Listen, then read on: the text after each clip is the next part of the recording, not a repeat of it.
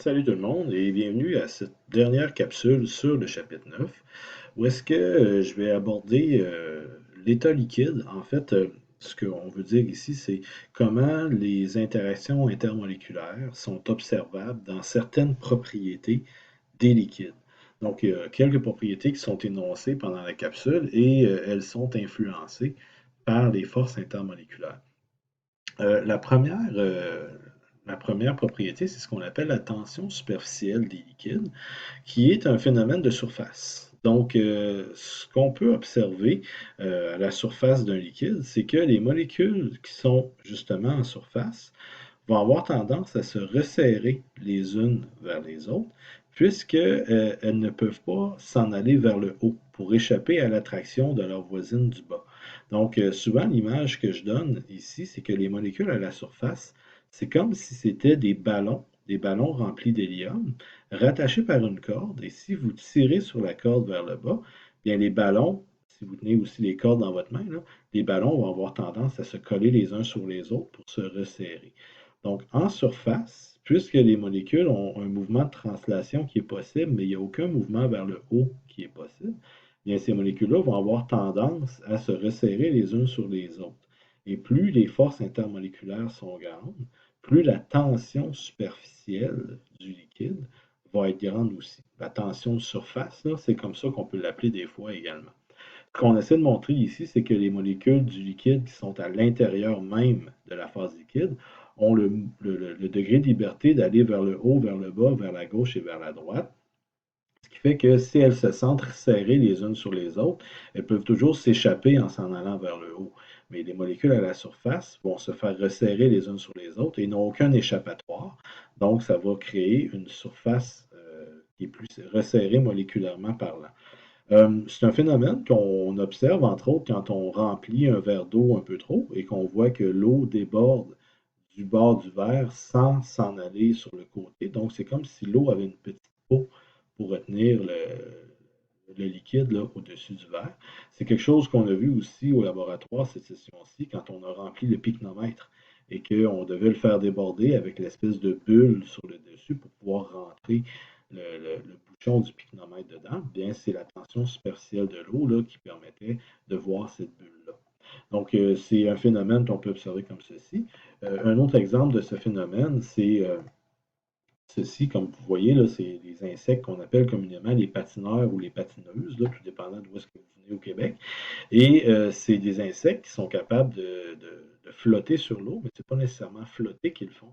C'est que, comme vous pouvez voir ici, sa patte n'est pas capable de pénétrer à l'intérieur de l'eau parce que la force appliquée par ces petites pattes est tellement faible que les pattes ne sont pas capables de briser la tension superficielle de l'eau. Et c'est pour ça que ces insectes-là ont l'impression, quand on les regarde, nous, on a l'impression qu'ils patinent sur l'eau. Mais en fait, c'est que leurs pattes ne sont pas capables de briser la tension superficielle de l'eau et ils peuvent rester en surface comme ceci sans couler. Donc, ils peuvent se promener sur la surface de l'eau à cause de cette propriété-là qui est quand même très forte dans l'eau, puisque les forces intermoléculaires sont grandes. Donc, la tension superficielle de l'eau, elle est très, très grande aussi par rapport à d'autres liquides. Donc, voici un exemple là, de force intermoléculaire par rapport à une propriété qui est observable. Euh, Quand on continue aussi par rapport à la tension superficielle, c'est le phénomène de tension superficielle qui est à l'origine du phénomène du ménisque que nous, on va observer souvent au laboratoire, là, dans des instruments de mesure. Euh, Comme quoi, la tension superficielle fait que la surface d'un liquide peut avoir des interactions favorables ou non avec la surface avec laquelle on va pouvoir déposer le liquide en tant que tel. Donc, quand on met, par exemple, de l'eau dans un cylindre gradué, bien, l'eau entre en contact avec la surface de verre et à ce moment-là, il peut y avoir des forces. En fait, il y a toujours deux forces qui sont en compétition l'une avec l'autre. Soit les forces d'adhésion ou les forces de cohésion qui sont toujours présentes, mais il y en a toujours une des deux qui va être prédominante. Donc, par exemple, quand on met de l'eau dans un cylindre, là, on a l'exemple comme ceci. Vous avez cette figure-là dans vos notes de cours aussi. On voit que l'eau a tendance à coller de façon efficace sur les rebords du verre, donc dans l'éprouvette ici, qui forme un ménisque là, vers le bas, comme ça. Bien, on dit dans ce temps-là que l'adhésion de l'eau, donc la force entre la surface de l'eau et la surface de verre, l'adhésion de l'eau, elle est plus grande que la cohésion de l'eau, parce que l'eau préfère coller sur la surface que interagir avec elle-même. Donc, c'est pour ça qu'on a un ménisque qui est dans ce sens-ci lorsqu'on met de l'eau dans une éprouvette. Si on avait mis du mercure, c'est quelque chose qu'on fait quand même pas mal moins souvent, non? Mais du mercure dans un cylindre gradué ou une éprouvette comme ça, bien ce qu'on voit, c'est que le ménisque est dans l'autre sens. C'est parce que le mercure, il n'aime pas ça, toucher au verre. Donc, sa tension superficielle étant plus grande, il va vouloir interagir avec lui-même. Donc, on dit dans ce temps-là que la force de cohésion, donc le mercure qui préfère interagir avec lui-même en tant que tel, là, la cohésion est plus grande que l'adhésion, ce qui donne un ménisque dans l'autre sens. Donc, ça arrive, là, tout dépendant du type de surface et le type de liquide. On peut voir les deux types de ménisques. L'eau va faire un ménisque comme ceci dans le verre, mais si on le met dans un contenant en téflon, on va avoir le ménisque dans l'autre sens.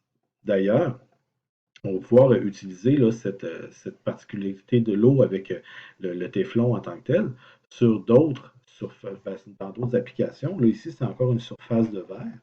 Côté gauche, vous avez du verre standard qui a été non traité, où est-ce que l'eau colle assez facilement. Et du côté droit, le verre a été traité par une couche de téflon, qu'on appelle communément dans le milieu automobile de l'aquapelle. Donc, peut-être que vos parents ont déjà fait installer une couche d'aquapelle sur votre pare-brise, sur leur pare-brise. Bien, ce que ça fait, c'est que le téflon et l'eau ne s'aiment pas. Et l'eau va avoir une mauvaise adhésion sur le téflon. Et comme vous pouvez voir, l'eau ici va plutôt perler. Donc, elle préfère interagir avec elle-même plutôt qu'avec la surface.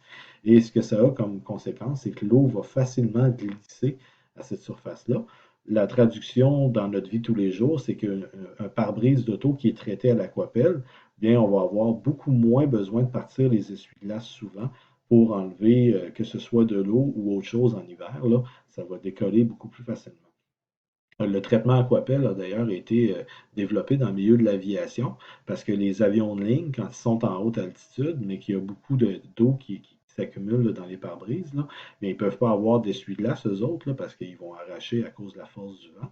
Bien, ils vont avoir mis un aquapelle sur les vitres devant, en avant du cockpit pour que l'eau glisse le plus rapidement possible, que les pilotes puissent voir qu'est-ce qui se passe. Donc, c'est une application de ceci. Donc, vous avez ici là, un endroit où est-ce que la, la cohésion de l'eau est plus grande que l'adhésion sur la surface en tant que telle. Donc, ça, c'est un exemple de comment on peut voir aussi les forces intermoléculaires dans les liquides. Vous avez ici aussi une propriété qui est souvent utilisée, expliquée ou décrite, là, la viscosité qui est en fait la résistance à l'écoulement d'un liquide. Plus un liquide est épais, donc autrement dit, plus les forces intermoléculaires sont grandes, bien plus le liquide va avoir tendance à couler lentement. Là, ici, on peut imaginer deux liquides là, qui semblent être des huiles. Bien, deux huiles qui ont coulé le même temps, on voit que l'huile de gauche est plus visqueuse parce que ça prend plus de temps à couler. Donc, c'est plus difficile, alors que l'huile de droite va plus rapidement.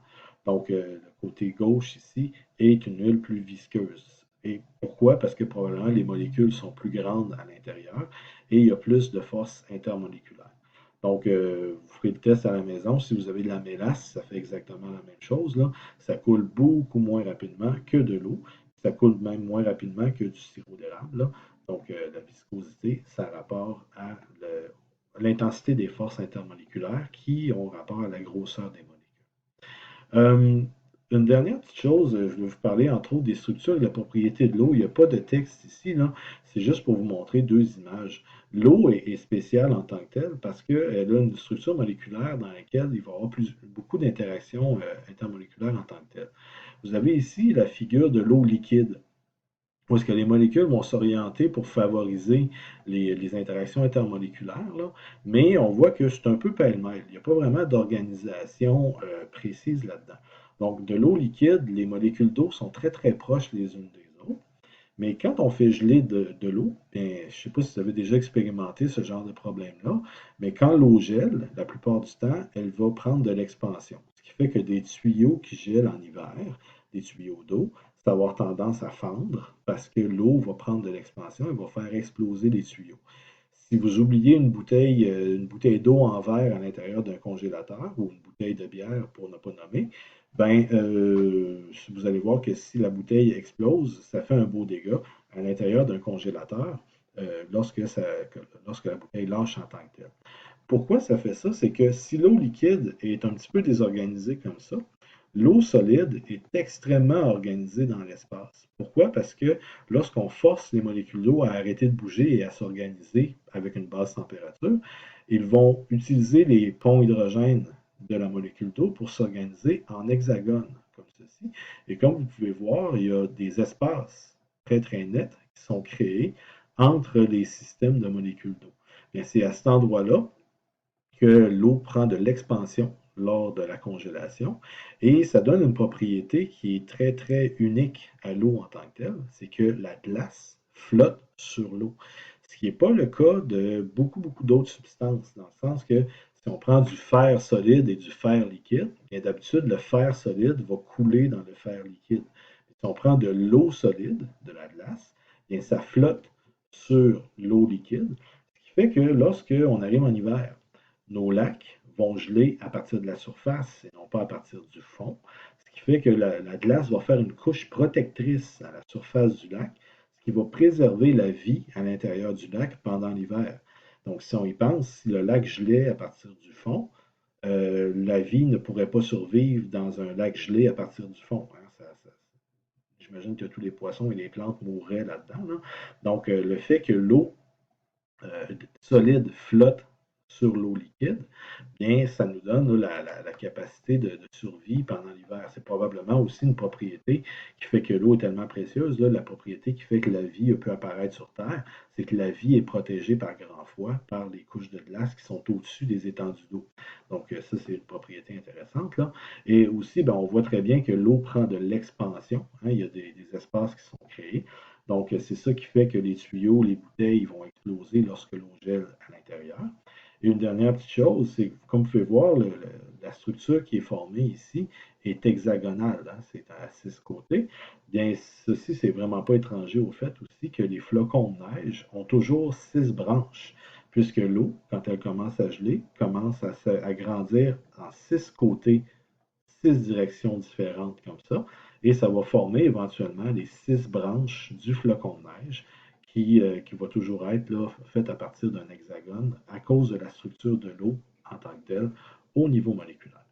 Donc, c'est des petits faits comme ça là, que je voulais vous donner là, par rapport à l'eau et les interactions de type pont-H qui sont dedans.